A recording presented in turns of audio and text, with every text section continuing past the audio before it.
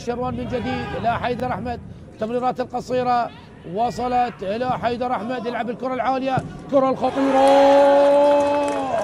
جول جول جول جول جول، هدف أول لمصلحة نادي الحدود عن طريق أثير صالح.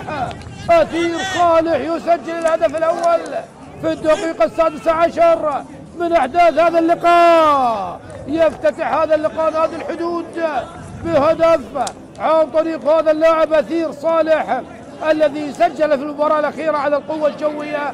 وأيضا طبعا أبعدت هذه الكرة، الكل توقعنا في المرمى، هنا الحارس الحسين عبد الواحد والكرة خطيرة،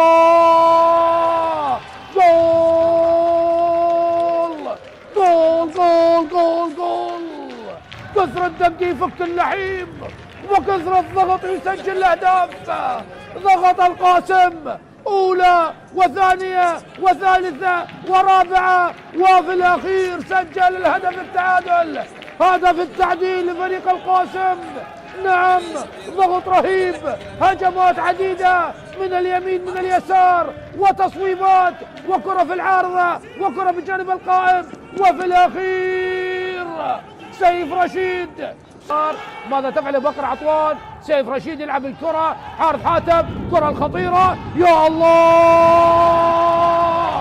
جول جول جول جول جول، هدف ثاني عن طريق الحارث حاتم ومن غيره الهداف الذي حاول بالعديد من الكرات وفي الأخير يسجل هدف بعد خطأ دفاعي من لاعبي فريق الحدود، والحارث حاتم يسجل الهدف الثاني، وأسود سورة تقلب الطاولة على الحدود في دقيقتين، خلال دقيقتين الدقائق كوقت مضاف فوق أحداث الشوط الأول. حسين عبد الواحد تمرير لسيف رشيد والكرة الخطيرة،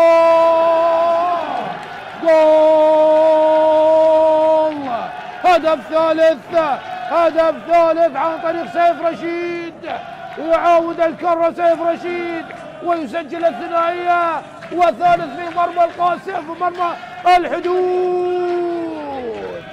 أي ريمونتادا، أي قلب الطاولة على مينا وارفاق مينا على الحدود، أي أي أي أي أي عودة، أي كومباك لنادي القاسم بعد التقدم بعد التأخر، عاد تلعب الركلة الركنية عالية وعلي خالد يحاول، وهنا تصويبة، جول، الهدف الثاني عن طريق اللاعب البديل البرازيلي ابن السامبا باولو فيكتور، البرازيلي البديل يقلص النتيجة بعد عديد على لعب ركلة الجزاء. حسين عبد الواحد يتقدم، حسين،